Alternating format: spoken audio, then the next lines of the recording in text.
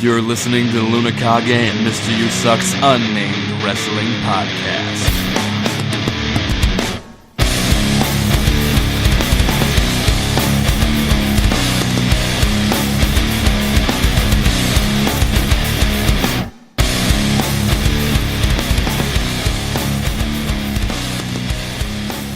Hello and welcome to another episode of LunaKage and Mr. You Suck's Unnamed Wrestling Podcast.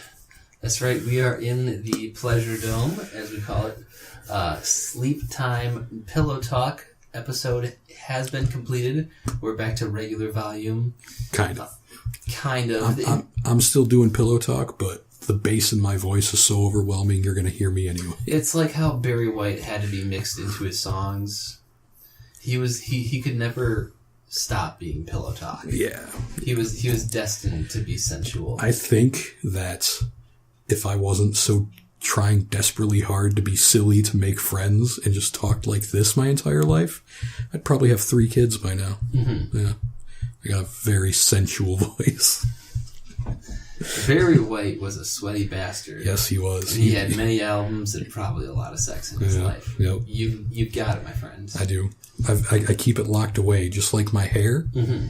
Because pulled back and thrown behind you, never to be seen. Yeah, because if I let it go, I'll just be too much competition for everyone else, man. Please, for the normal people like myself out there in the world, keep it on lock. The rest of us want to have a fighting chance. Right. Anyways, this was Survivor Series 2016, aka Survivor Series Fantasy Warfare. Yeah. Survivor Series ? Survivor Series. Yes, we put a lot of Survivor Series in the Survivor Series. We wanted to make you know that this was Survivor Series, and that's actually a good thing. Yeah. I think this was a very, very good Survivor Series.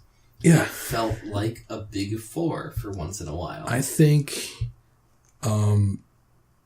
this is probably, as far as like Survivor Series matches go, this was a pretty good Survivor Series. Mm-hmm. Like, I still think, what was it, 2014? Yeah. Are you talking about the Ziggler one? The Ziggler one, It's 2014, I'm pretty sure. Because that moment was massive. Granted, it didn't go anywhere. It went exactly 0 places. But as far as in a vortex, you know what I mean? In a vacuum, huge. It was amazing. Because I love shit like that. Seeing the literal ultimate underdog, because Ziggler had nothing behind him. I mean, we got a little bit of that this year. We did.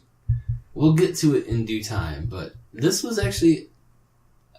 There's a lot of things that I think made this pay-per-view really, really good.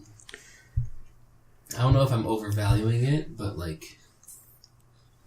I think in time, we will look back at the Survivor Series and say, hey, this was really good.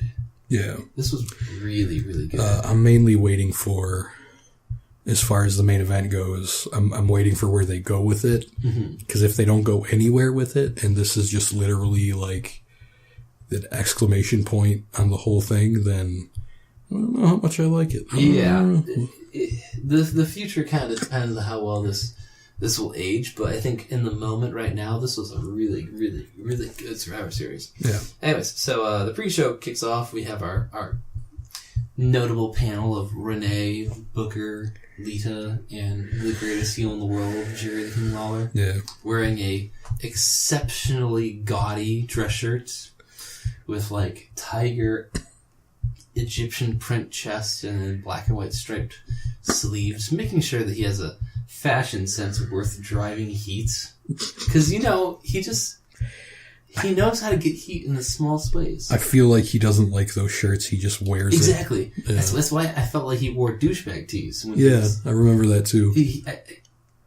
The King knows how to get heat in the smallest ways. And when you know how to get heat in the smallest ways, that means you're getting heat in the biggest ways. Yeah. Like, he's perfect. He's one of the best heels. Because all those little things add up. Oh, God, yeah. He's so good. Anyways, for the pre-show matches... They don't give a shit. We don't care. Because we had Kevin Owens and Tom Phillips in the backstage Q&A session. And not long after the Q&A session started, we had Jericho enter. And it was pretty much The best thing ever. The best thing on the show tonight. The best thing ever. This was so goddamn funny that Tom Phillips was corpsing for probably 10 minutes straight. And bless his heart, I would not have lasted that long. Oh my god, he was corpsing, but he was like holding on really well. Yeah, and like the thing that makes it worse is that the more he corpses, the more they can antagonize him about it. God, they were so good.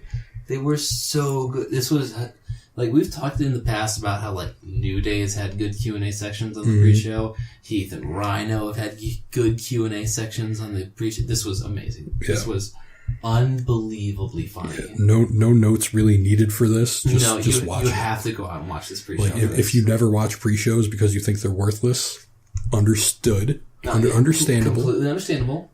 Go watch this segment. This was amazing.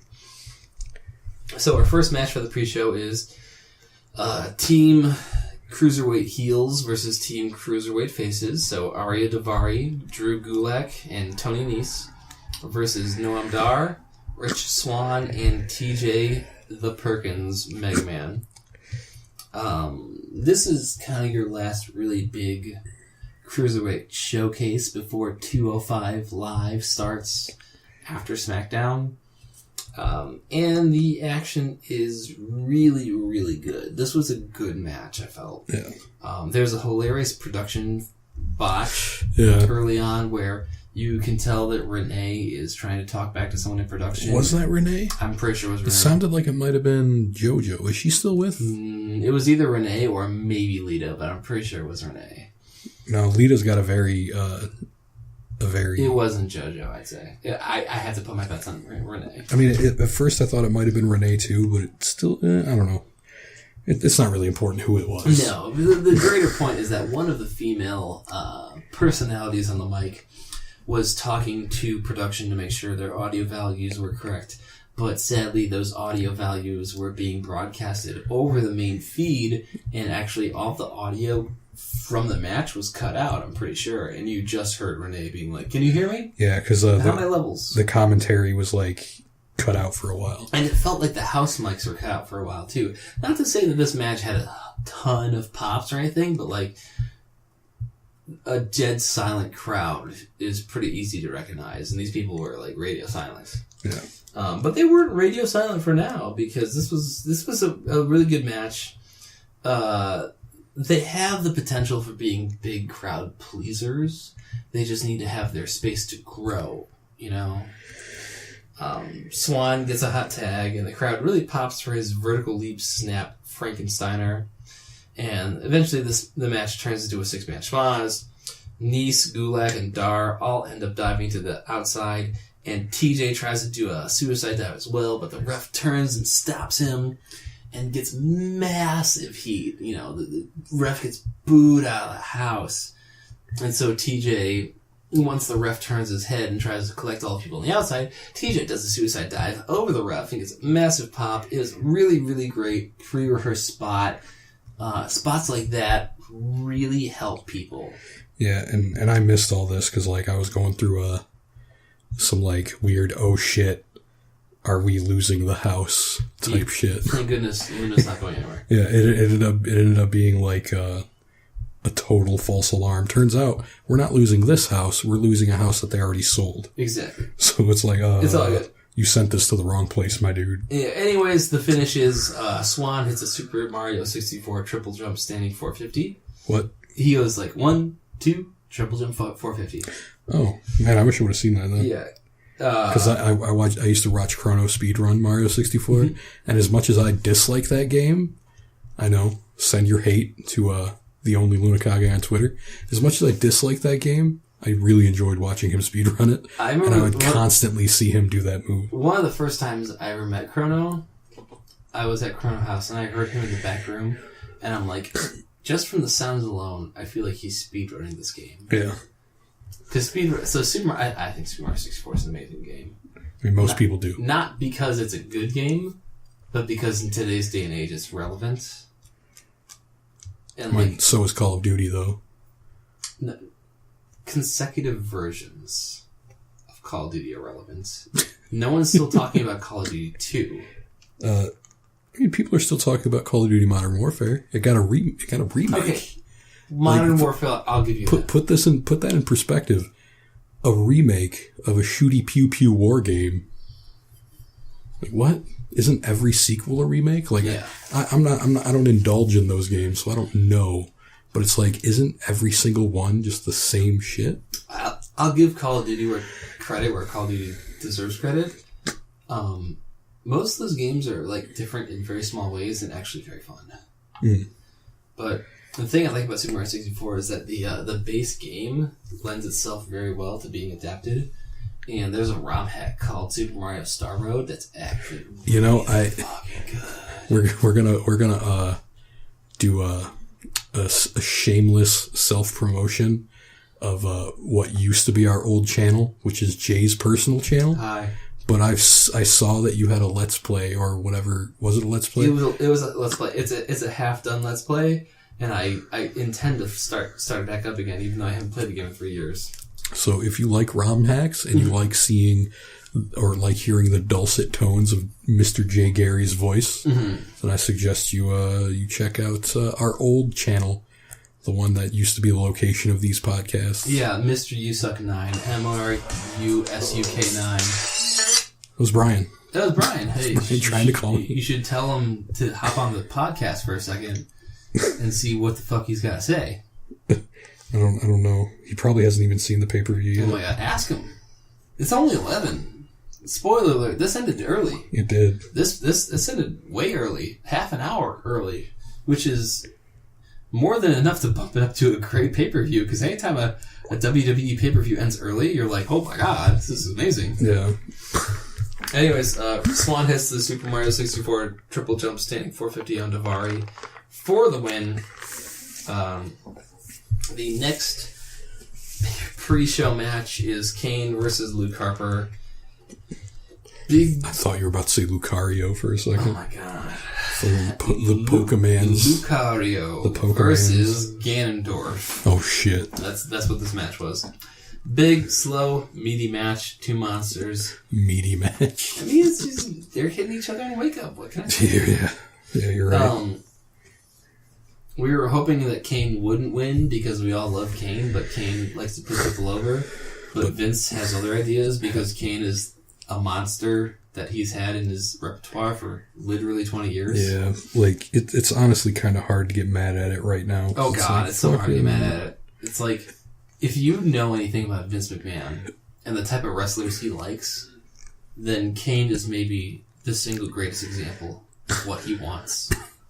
I mean, it's just kind of amazing because, like, you probably can count on, like, one hand how often Kain has lost since the brand split. You know what I mean? Yeah. Like, he's been kept pretty strong despite not having any real marquee matches.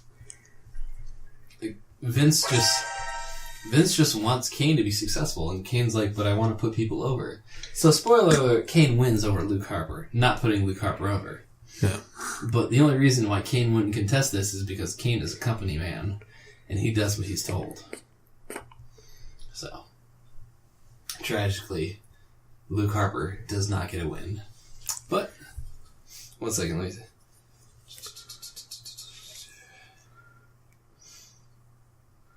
Oh, he needs my password for shit, one second, let me try it. I didn't want you to talk. Yeah, and say excuse me while I don't devolve.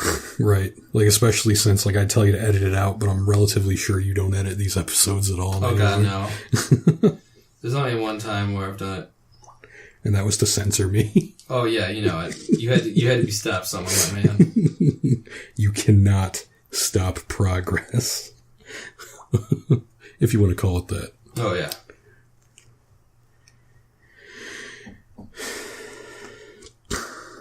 Alright. There we go. That should be it. Alright. So, yeah, I guess that... I give out my WWE Network information to my crew. Yeah. Because we gotta have it. And I guess that confirms that Brian did not see it yet. So that probably means he was working, which means he wouldn't have been able to show up even if I knew today was happening. Because, like, literally yesterday, I was like, yeah, I don't think I'm gonna get together with anyone tomorrow because, you know, whatever. And then, like, by the time you texted me, I was like, you know what? Fuck it. Let's just do it. Let's just do it. All right. So, Survivor Series 2016 caps off the pre-show and begins the pay-per-view proper with our Women's Survivor Series match. Bayley, Alicia Fox, Nia Jax, Sasha Banks, and Charlotte representing Team Raw versus Becky Lynch, Naomi, Alexa Bliss, Carmella, and Nikki Bella. And speaking of the divas, my Steenie is evolving. Ooh. Into the already. God. Yeah. Dang, you're good. Check her out, man. That's definitely away from Taggart. She's got legs for days. This is a very relevant sun and moon. Yeah. You know what aggravates me about this though? Clearly takes inspiration from dominatrixes, right? Mm-hmm. She's a grass type. Does not learn Vine Whip. Tragedy upon the high seas, my man. I know, right? Fuck. Anyways, if you notice my tone and diction, there was a long upswinging question mark at the end of Nikki Bella's name. Yeah. That's because Nikki's music hits and they sit around and they wait for her, but no Nikki Bella appears. Instead, we get a running camera to the backstage as somebody has attacked Nikki Bella from behind and hit her in the head. The doctors have yet to be able to clear her for competition, as they have yet to diagnose whatever might possibly have happened. So Daniel Bryan says, Natalya, as Team SmackDown's coach, you get out there and compete. So Natalya is the last member of the women's SmackDown team. Anyways, Dana Brooke is on the outside, which I originally thought was going to mean something, but as we learned soon enough, it actually doesn't mean a goddamn thing. Yeah. Early schmoz leads to Nia Jax throwing everybody down. Bliss got a really big pop when briefly tagged in, which was surprising. I wasn't expecting Bliss to get a huge pop, but she actually got a very sizable reaction. I mean, she can be good. Like, I've got high hopes for her, especially because... Me too. She's definitely someone who, in a year, will be a main event women's person. I think that as long as she continues to improve, that'll be the case. I have a lot of high hopes for her. Because, like, she's not super good, but she's not bad. No. Nia quickly goes over all the SmackDown girls. Foxy hits Carmella with a scissor kick to get the first elimination on her. And then Bliss eliminates Foxy right after it to tie it up 4-4. Crowd was really into the 10-count DQ on Naomi after Nia just manhandles her. For some reason, they were apeshit about this. Well, I don't think, because like we figured it out later on that they were just shouting 10. Mm-hmm.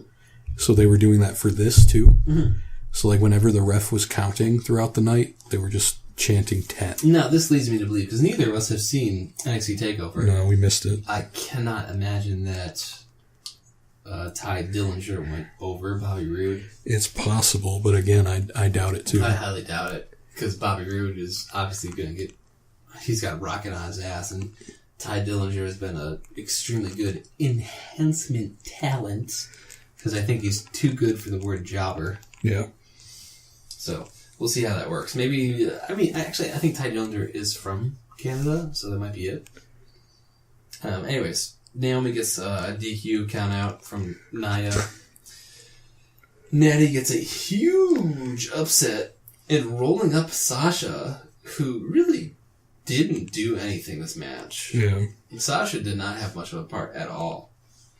Charlotte kills Natty with the big boot after a big pop from the sharpshooter.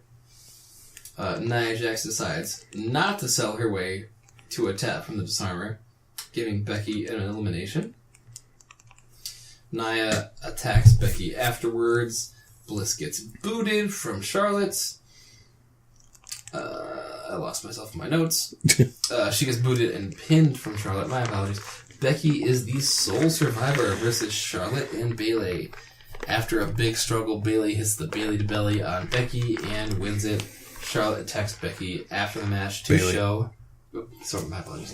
Bayley many words would be. Yeah. Charlotte attacks Bayley after the match to show her queen-like tendencies. Not a bad match. And it sets up storylines moving onward, so for that sake, I have to say I like it. Yeah. Anytime a Survivor Series match sets up matches moving onward, I think that's the point of it more than anything else. Right. So I have to give it the thumbs up in my book. I am definitely suspect of Sasha being eliminated the way she was, because she's like one of your top women, and she had nothing in this match. Right. Nia Jax looks strong, so there's be it what you may, but yeah, other than that, it was fine. I don't know, man. I don't like Nia like at all. No, me neither. She's terrible. Like I just can't find anything good to say about her. She's goddamn awful. Her theme's amazing, but she's goddamn awful. I don't even agree with that. I know you don't agree with that, but I think it's amazing. But I understand you don't like it, and I respect that. But she's fucking awful. And I wish I didn't feel like that, because as a fellow fat person, I feel like we should support each other. But I guess in fairness, she's not supporting me either, so fuck that bitch. It's like if she ever wants to send a check my way, man, shit. We'll get this going. Anyways, our first singles match of the night, The Miz, Michael Mizzy, or whatever the fuck his name is, versus Sami Zayn for the Intercontinental Championship. After the starting period of the match, Miz begins to work on Sami's knee, and Sami has been doing this long enough where he does an amazing job selling his knee. Yeah. Most people, like, kind of sell their knee and then, like, 6 minutes later forget to do it. No, Sami's selling his knee the entire time. Yeah. And it wasn't like there was a ton of offense on his knee. There was an acceptable amount of offense on his knee. But Sami's like, no. I'm a professional. I'm going to sell. I'm going to sell the entire time.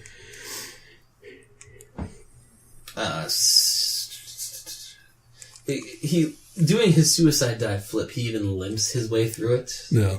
Like, not even getting all of it. You can tell it was not as good as it normally is. That's just how it goes. Cole correctly calls the Michinoku driver instead of the not traditional Blue Thunder Bomb. The Blue Thunder driver. The unconventional Blue Thunder Bomb. Miz hits a very, very beautiful and very erratic DDT for a crazy near fall. I love the shit where the ref counts for the pin when a person is in a submission hold and they let both of their shoulders hit the mat.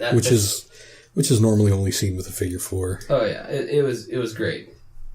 There was a point where someone called the figure four the Miz's move, and I'm like, excuse me. Yeah. Pardon. Yeah. I understand the Miz took it from Ric Flair. But it's not his move. It's never going to be his move. It's not It's his 100% move. always going to be Ric Flair's move. Like, you'll never have a Stone Cold Stunner be someone else's move. Right.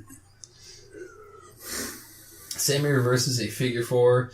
Maurice runs over to the timekeeper's area and rings the bell prematurely. Sami gets distracted thinking that he won, and Miz hits the roll-up to retain the belt. Hits the roll-up. His real finishing move. Exactly. The sneak roll-up. His sneaky-deaky roll-up. It was a really good match. I think actually it was a good match between the two of them.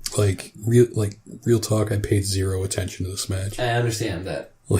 It's between two people you don't really care about. I mean, I care a lot about Sami, and Miz definitely showed me that there is, much potential to be had, but this was one of those matches that, in order to work, needed some kind of meaningful build-up behind it, and it didn't have that. It had a 2-week at most build-up, in the sense that they're like, Sami, you're going to face whoever is the IC champion. And then the belt changed to go home at SmackDown, and you're like, well, this is great. And I mean, at the end of the day, it's like, yeah, like, we literally knew about this match officially this week, because, The Miz won the belt back, so now it's... And the thing is, that's the strange part, because you feel like The Miz won the belt back so he could drop it to Sami. Because why would you take it away from Ziggler if you're going to win? Right. And really it would have just been better if you would have had Ziggler out there defending it. Exactly. Eventually winning it in a really good match that only those two could have together. Because you know that Ziggler and Sammy could put on a fucking good match. Not to say that there wasn't a good match. Miz and Sammy put on a perfectly fine, if not good match. Yeah. But if you're going to have Ziggler drop the belt to Miz on the go home to the pay-per-view, why wouldn't you have him drop the belt? And I mean, I'm not completely soured on Miz's turnaround yet, because you said it was a good match, so I'll take your word for it. Mm-hmm. But again, I really needed something extra for me to give a fuck about the Exactly. match. No, that's totally fine. You can't have someone win the belt on the go home and then expect to care about it, because there's exactly no build up. Yeah, he wins the belt on the go home, and then at the pay-per-view he faces somebody defending the belt who's not the one he took it from. So you really feel like that there's going to be more between Ziggler and Miz, so it would have been a complete and total shit fuck if that belt would have been gone, and oh shit, now what kind of comeuppance is Miz gonna get, and what kind of what kind of victory does this mean for Ziggler now? Because now it's lost. The Ziggler Miz program is really good, and I guess you kind of need a belt on it. But if you're gonna have Miz win, why did you need to take it off Ziggler? If you're gonna have a SmackDown guy win and have the IC belt stay on SmackDown, why did you feel the need to have the belt trade on SmackDown Live on Tuesday to go home before the pay-per-view? Yeah. There was just no reason behind it. Doesn't make any sense. So, the match was good, but the booking was all sorts of whacked out. And, I feel like it's still just going to be the feud between Miz and Ziggler. Hopefully we see Ziggler continue to win. You know what I mean? It's kind of weird that they would have him lose that belt after the match and the whole feud they had. Yeah. To lose it unceremoniously without getting it back. It was kind of wacky. It was a good match, but the whole booking behind it was kind of wacky. Yeah, that was why I couldn't get into it. But and completely fair. Completely. It was definitely a spur of the moment match type of feeling. Right. No storyline, no interaction at all. They never once addressed each other. Next up is the 10-man Survivor Series Tag Team Matchu. Raw having Enzo and Cass, Shining Stars, Gallows and Anderson, Sheamus and Cesaro, and New Day versus SmackDown's Heath and Rhino, Breezango, Usos, Hype Bros, and American Alpha. So this was a little strange, because thankfully, Mauro puts over that if one person from a team gets eliminated, both people from a team get eliminated. Yeah. So one person from a tag team's out, the entire tag team's out of here. Shut up, Solid Snake. But immediately, Breezango loses. Okay, so Brian says thank him a million times and kiss him for me. Not on air, dog. Not on air. We'll do it. We'll do it off the air. We'll have sloppy makeouts afterwards. We do that anyway. You know it. I come here to get away from my girlfriend and have my true, passionate love experiences. Hey man, sometimes you gotta go bros before hoes. Bros. No one knows you like your mans knows you. Dicks before chicks. Dicks before chicks, except when it's the Dixie Chicks, because then there's some leeway. There's a gray area. There's a gray area. So, anyways, Breezango gets immediately eliminated, yeah. And then New Day gets immediately eliminated afterwards. Super surprising. I feel like they just wanted a day off. Yeah. It definitely kind of feels like Hype Bros afterwards get some serious ring time before Gallows and Anderson, and then with the Magic Killer, Zach is the one that eats the Magic Killer, not Mojo, in case you were wondering. American Alpha eliminate the Shining Stars. Thank Christ. Yeah, exactly. A big schmoz happens right after, leaving Heath and Rhino versus Enzo and Cass in the ring. American Alpha get a massive offense with the Ameriplex, Chaos Theory, and Suicide Dive before Gallows and Anderson end them with a second Magic Killer. Gallows and Anderson... Alphaplex? What's up? Isn't it Alphaplex? That's what I said, didn't I? You said Ameriplex. I wrote down Ameriplex. It might have been the Alphaplex. I can't remember. Yeah, I'm pretty sure it's the Alphaplex. It could be either one. Which sounds a lot better. The Ameriplex sounds good too. Honestly. Ameriplex, really? Yeah, I think it sounds good. I think it sounds weird. Anyways, Gallows and Anderson get the second elimination with the Magic Killer, and Heath and Rhino fought to be the sole survivors because the Usos are sleeping on the outside, and no one in commentary really puts this over. A lot of sleeping Samoans on this pay-per-view. Yeah, although the one notorious sleeping Samoan, his sleeping is justified in this match. Not in this match, in his match. My apologies. Yeah. So it looks like Heath and Rhino are the sole survivors, but Gallows and Anderson get killed by the Gore. Enzo and Cass kill Rhino, which means the Usos are the only ones left as they were sleeping on the outside. Usos eliminate Enzo and Cass, leaving Usos versus Cesaro and Sheamus. Cesaro gets a massive offense, eventually winning with the sharpshooter of all things. And as I read through my notes, that makes sense as why I didn't remember the finish, because if you told me that Cesaro was going to finish a match with the sharpshooter, I would never have fucking remembered it. Right. Or believed you. I would not believe your ass if you're like, Cesaro wins with the sharpshooter. It's like you're lying. Like, when we were doing the men's SmackDown versus Raw Survivor Series, I was like, what was the finish of the I can't remember. That's because it's a sharpshooter from Cesaro. So that means two things. Cesaro wins, and the sharpshooter is the finishing move. Neither of those things I see at all. So I'm like, I don't understand. What are you talking about? Yeah. It's a super rare thing. Hopefully they get some sort of massive rub from this. That'd be nice. That'd be really great. And by really great, I mean hopefully Cesaro gets some sort of massive rub from this. Anyways, the match that we have the least amount of words for the night. Kalisto versus the Brian Kendrick. Yep.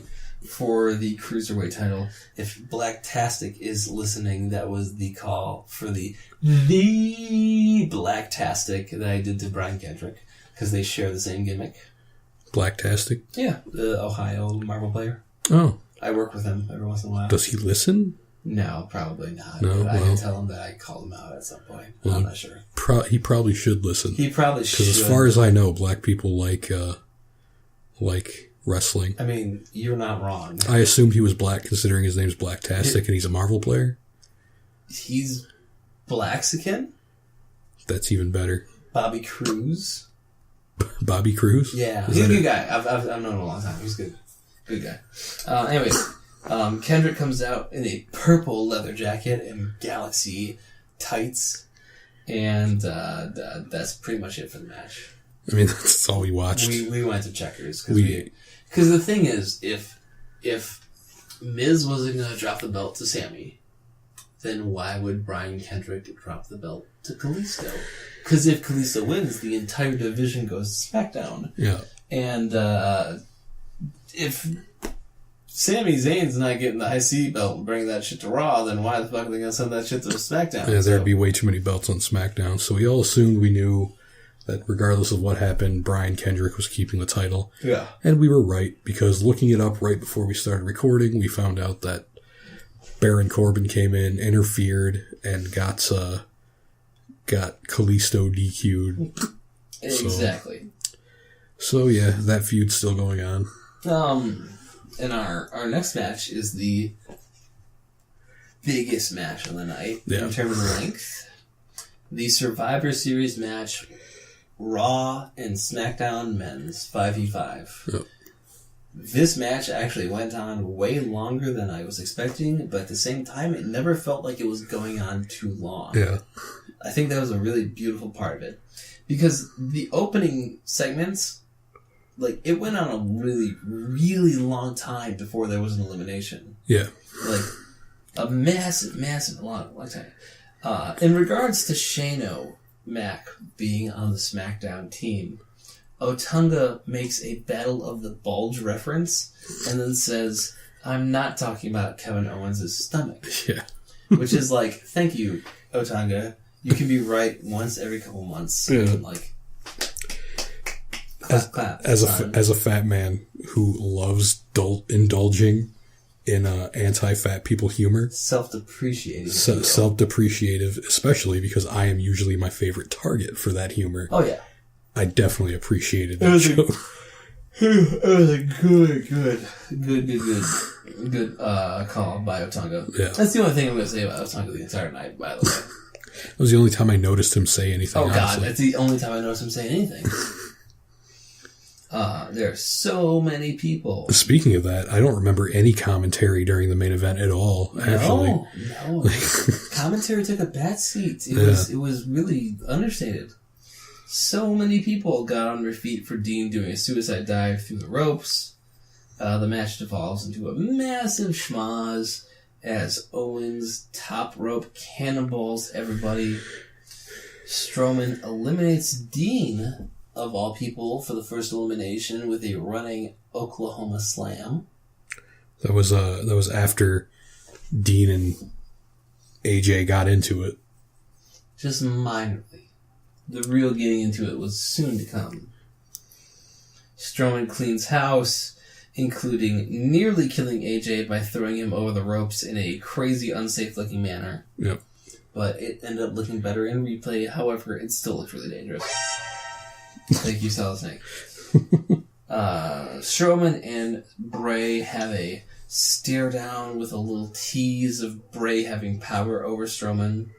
Strowman gets put on the announce table, and Shane gets a extremely clean top rope elbow drop onto him.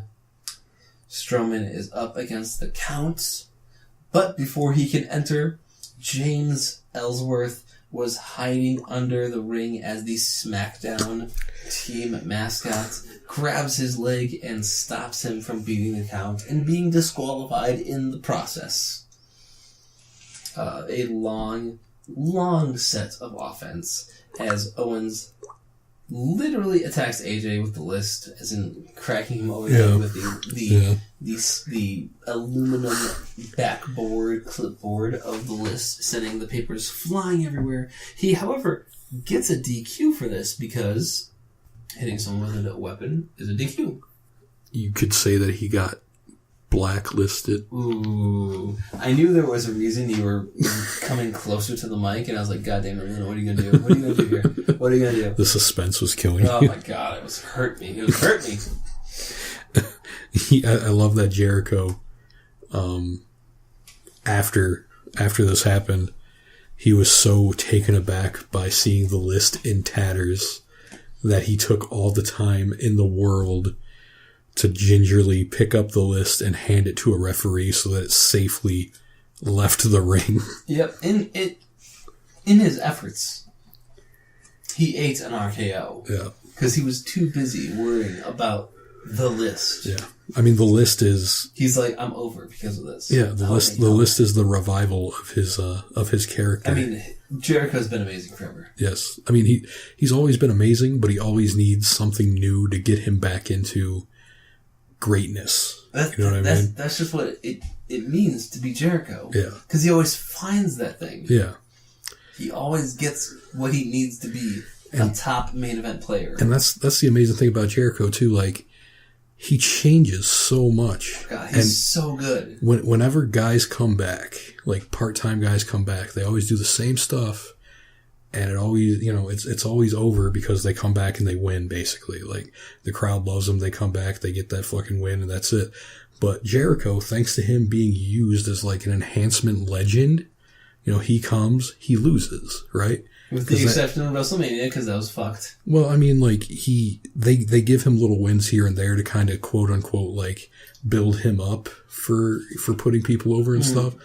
But it seems like whenever that happens, like, people get really sour when he wins because it's like, oh fuck, he always loses, so now he beats this guy and makes him look worse because stuff like that. So since there's that distinction, Jericho doesn't really have the amount of consistency of just coming back and then that's all he's got to do, like Undertaker does. Yeah. Like fucking, like Batista, technically.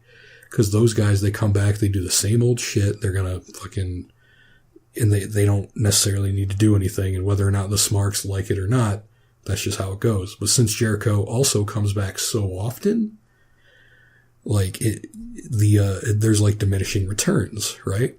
So, the genius that is Jericho is that he always fucking finds a way.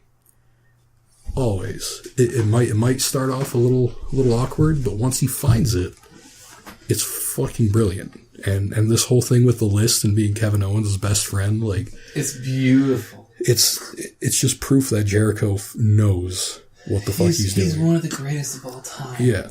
And I'll always love him giving Dean the win in the Asylum match, because that match was great. Yeah. And I listened to a shoot interview, and Jericho said that 69 tax was the actual number, because it was 68 until he found one last one hiding his ass.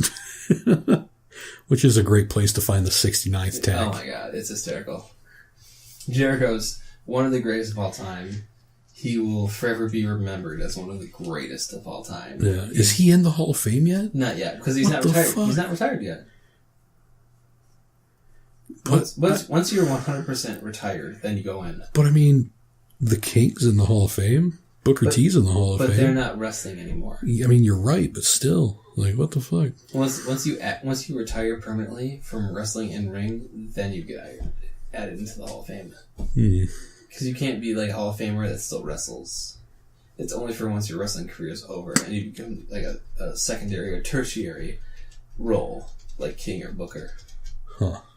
Jerry, we didn't go over this, but King is unbelievable on the pre-show commentary. And commentary, I mean like panel. Yeah. He's so good at being the heel that you need to be. And he's never gotten bad at it. He understands it. He's understood it for decades.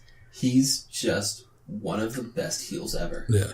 And for people who might have not liked him too much on commentary, especially near the end of his commentary run, you gotta remember, you're not yourself on commentary. No, nobody is. There's a reason why Foley didn't want to do commentary. Right. Like, you've got someone in your ear all the time. And that kind of speaks to, the great commentary guys, because they're still great even when they have that bug in their ear, Like Morrow, he's still really good. And he's still got somebody in his ear, like, bitching at him the whole time. Oh, yeah.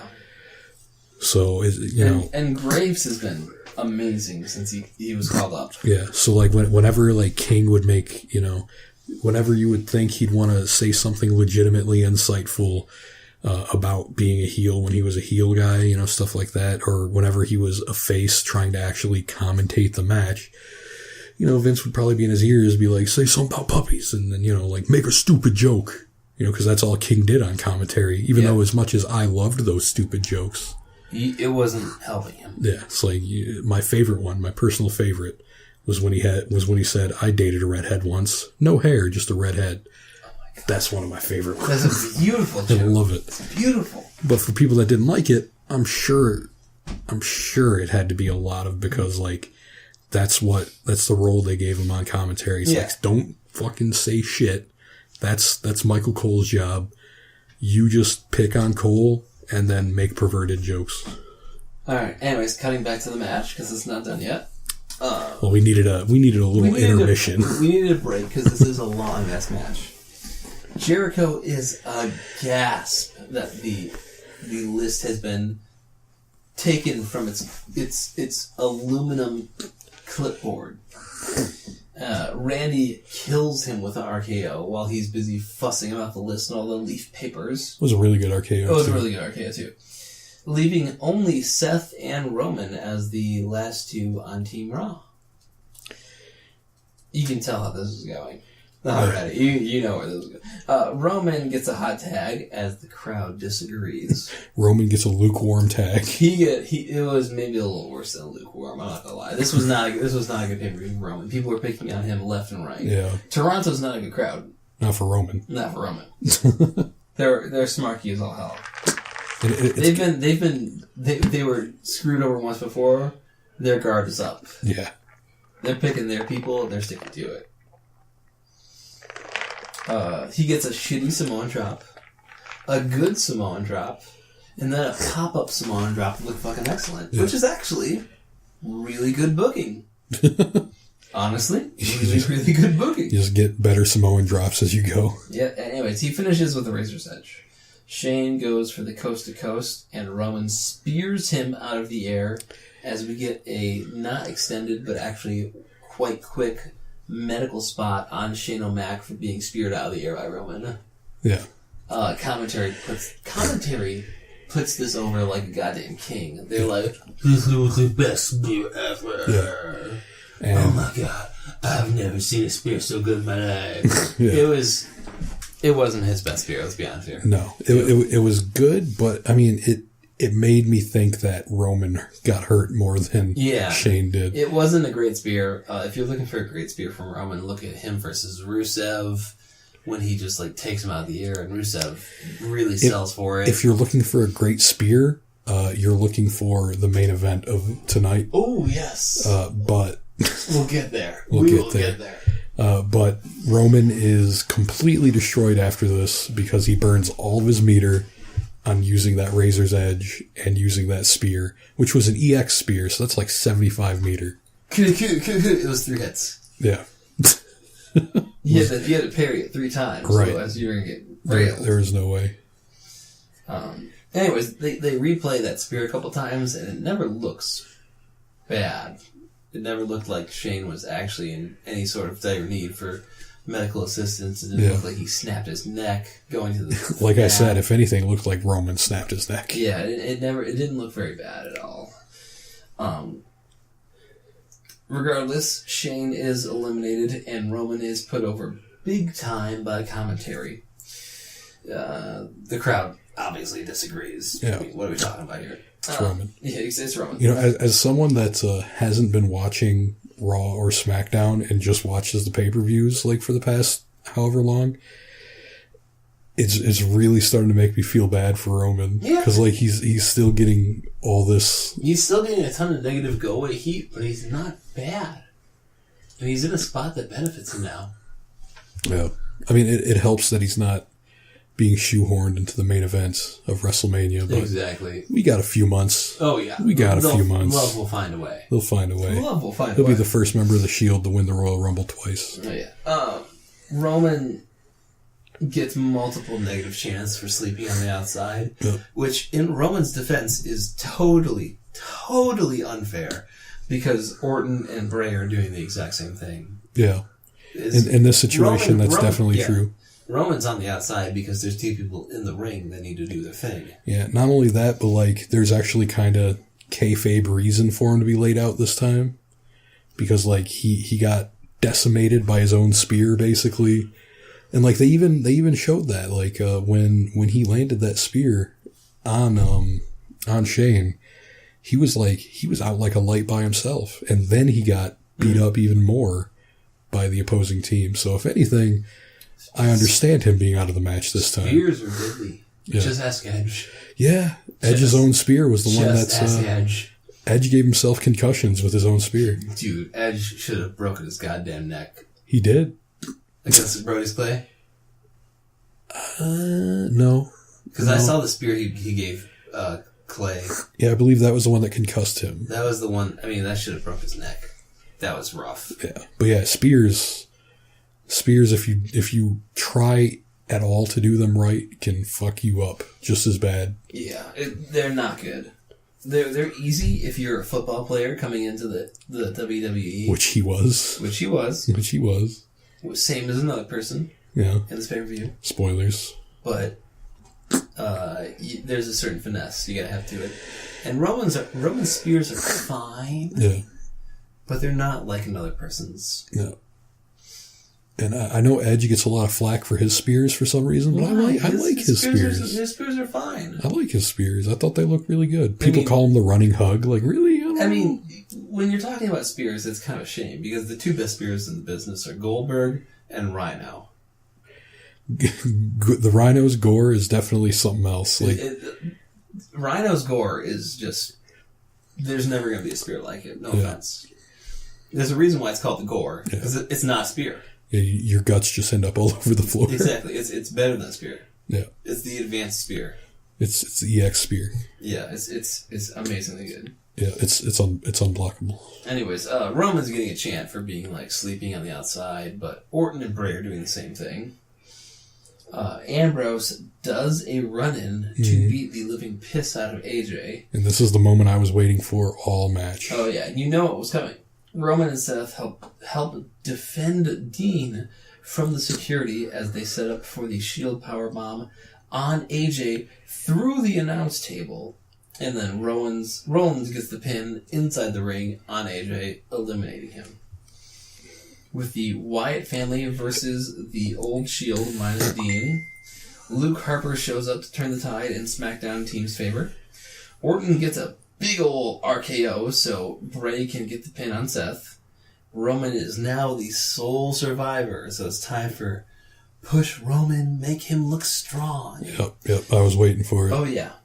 Roman spears Luke on the outside. Randy pushes Bray out of the way of a spear, and Lord have mercy on my soul, Bray puts Roman in Sister Abigail and gets the pin and wins for Team SmackDown. Yeah, go figure. This Survivor Series had some booking, and we're not done yet. This Survivor Series had some booking that was extremely confounding, but in the best way possible. Yeah, it actually promotes discussion. Oh my gosh! Like if you listen to our last 2, maybe even 3 podcasts, we're just done in like less than an hour because it's like, okay, so all the teams that we wanted to win were maybe done, and there's nothing really to talk about. Yeah, this is big. Yeah, Bray beats Roman. Gets the final pin for Team SmackDown. This is the best Bray's looked in years. Yeah. The last time, actually, I'll be honest. Last time Bray looked this good was at the beginning of the year when they were going to try and tease that face turn with Bray. Yeah. And the crowd was like, dude, give it to us. I'm still so disappointed that we didn't get that. Like, I wanted them so bad to just like pick up right where they left off when he came back, but they didn't, Lord. and I know they couldn't do it, but yeah. Damn, did I want it, because I was so hyped. As a Bray fan, I wanted that so bad. The only thing I could have wrote an essay on that match because the way that Bray pointed to the person he didn't even see coming towards him to tell Roman, you need to spear this man because I have business I need to do. Yeah. It was the ultimate power play. It was some Shawn Michaels-esque bullshit where you're like, I'm going to put myself over this person so goddamn hard. Yeah. It was an amazing match. And it was on free TV, and I'll remember it forever. But then Bray injured his ankle, and he just got demoted back to being Bray. Thing about fat people and ankles, man, I swear to God, because I fucked my ankle up at Youmacon. Like the last day. Literally, I didn't do anything. Nothing special happened. I didn't step on it wrong. I didn't hit anything. My ankle gave out. It literally said, no, I am done with this. And I literally fell to the floor because my ankle was like, boop, nope, done, nope, done, we're done here. done. We're done like, here. Everyone's like, did you trip on something? I'm like, no. We're just done here. I looked at my ankle afterwards and it was a little swollen, but there were 2 bruises like above and right below my ankle. Like, and I didn't know you could get bruises without external pain. Like, I thought a bruise was something you got from, like, getting hit or something. Yeah, exactly. But I saw bruises from just, like, my ankle deciding that we didn't want to stand up today. Like, and luckily it healed up really quick. Like, after 2, maybe 3 days, I was pretty much fine. That's how I was at Youmacon, like, 2 years ago when my ankle just gave out. And I'm like, I want to die right now. I'm in cosplay, and I can't do this. Yeah. You were in cosplay? 2 years ago, I was cosplaying Q from Third Strike. No shit. Dude, there's a ton of pictures about it. Jason LeBoy took a couple pictures. You know, I think I might have seen you, but I don't think you had your glasses on. Well, so I didn't considering I had a mask on, no. Well, no, I mean like you were out of the mask. Oh, yes, I was wearing my contacts that day. Yeah. I very, very rarely wear my contacts. Dude, you need to bring the Q thing back. I don't have the time to cosplay anymore. Even cosplay you already have? I work now. Mm. It's more important to be the working man. Wouldn't it be sweet to like just fucking be Q and run tournaments? Oh god, it would be. Like, cause you're Q. Like, everyone will know. It's like, who do I see to report my match to? Go to fucking Q from Third Strike. It's a little hot. Yeah, no, I understand. To do all that. I understand. Considering I'm wearing a dress shirt and a tie and an overcoat, and I'm like panicking endlessly about making sure everything's running correctly. By the way, if anyone's listening and you went to YomaCon and you participated in the game room tournaments this year, you can thank me later. Yeah, that was all my man's right here. Dude, I put the whole goddamn thing on my back. Yeah, he did. All I did was commentate for a while on Blaze Wing. You did a good ass job. I did all right. I had fun with that. I had more. I really wish I would have followed my gut and just not participated in the tournament, because I do believe that, despite the fact that there were some matchups that I didn't know, I also believe that after one of the matches that I won, I was on commentary for a while and had gotten comfortable, and I had kind of not really been up for fighting at that point. I should have followed my gut and entered myself into Exard, despite the fact that I was running it and streaming it, because I was just like, God damn it, I want to play. Yeah. But I'm busy running and streaming. You didn't get to play at all, did you? No. Damn, dude, you spent so much time in the game room. The only thing I did was I played those Friday night exhibitions. Jeez. Which were fun, because the exhibition... Did you see the money match between me and Gage? I didn't get to watch all of it, but okay, it's on my YouTube channel, YouTube/MrUSuck9, MRUSUK9.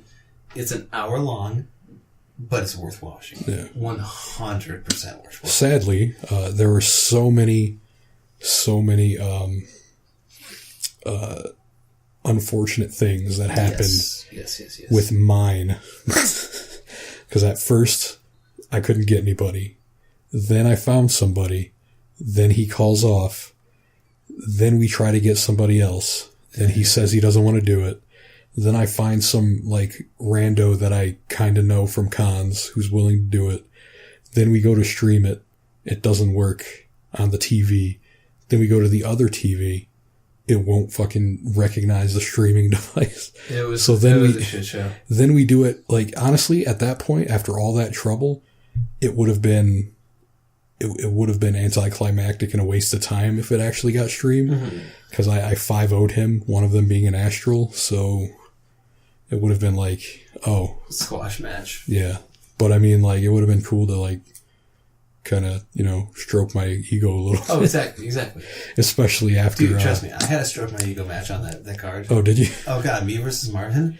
So it was me and Marvin in Third Strike. And he's like, oh, Jay, I want to see you in Third Strike.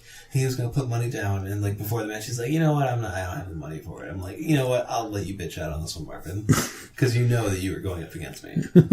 And so, like, it was like I was like 3 games up with him. And I got to the point where I actually stood up. And I was playing on my knees while standing up. I let him get a game on me because I was standing up being a piece of shit. And it was like 5-1. Yeah. And I was just like, Marvin.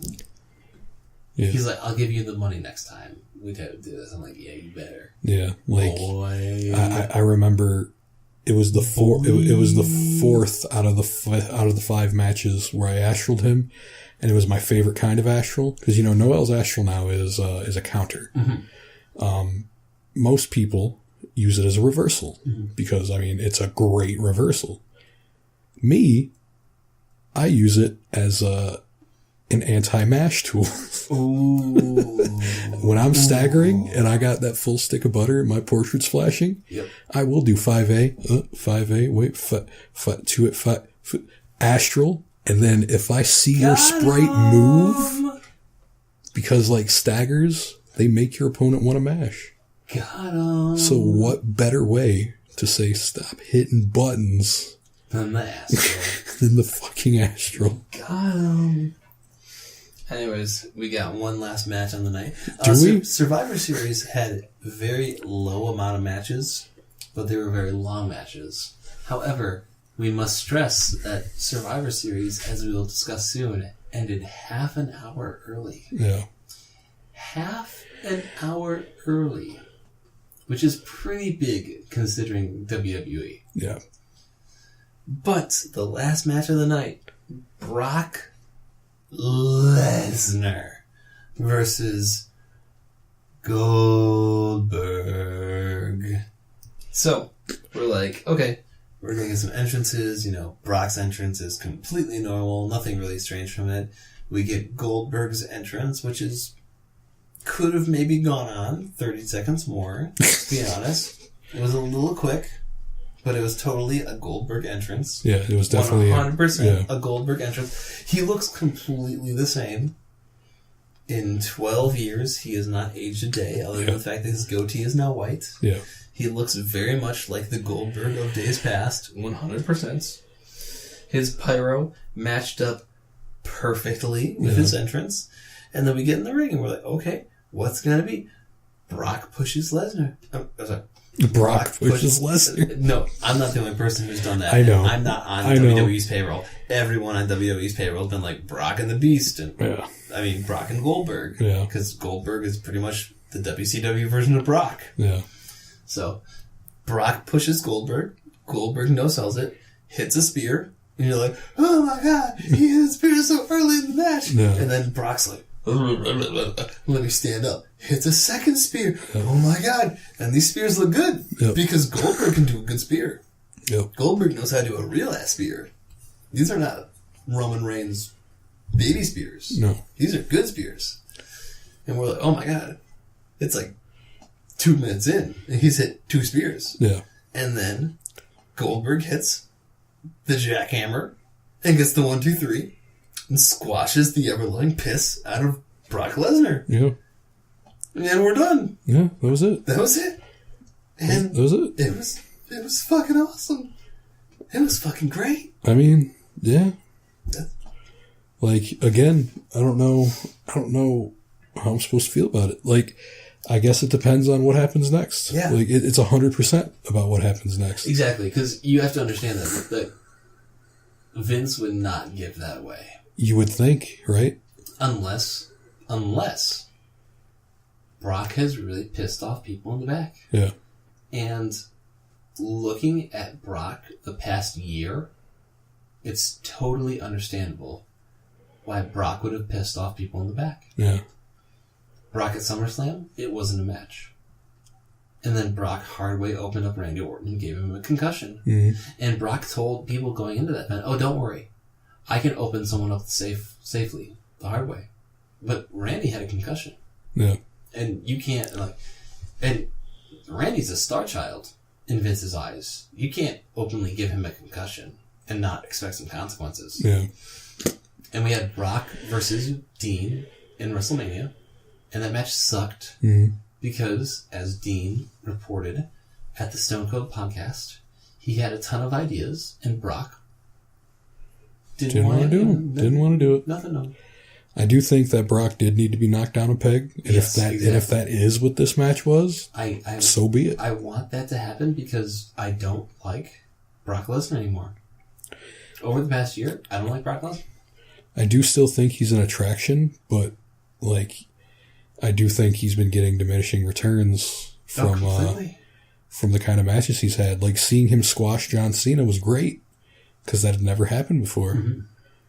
And now that he's doing that to everybody, including guys that you want to see, the future of the company, you don't want them to be squashed with no effort realistically anymore. It's hard to keep caring about these Brock matches when they have such a big build-up, and then nothing happens. Yeah.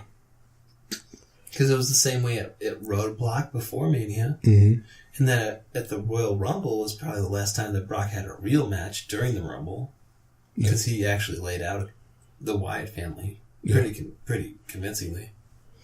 But other than that, what do you look for when you have Brock matches? Right. He's had some great promos. He's had some great time on the stick. When he told Heath Slater that he doesn't give a shit about his kids, that was one of his highlights. But outside of that, his matches suck. Brock Lesnar's character is great, but they really need to bring back the Brock that can have good matches. Yeah. Because I know he can. I just boot my own mic. I mean, I'm pretty sure that's all we got to say anyway. It's really all. But we have to wait for the future. What does the future hold?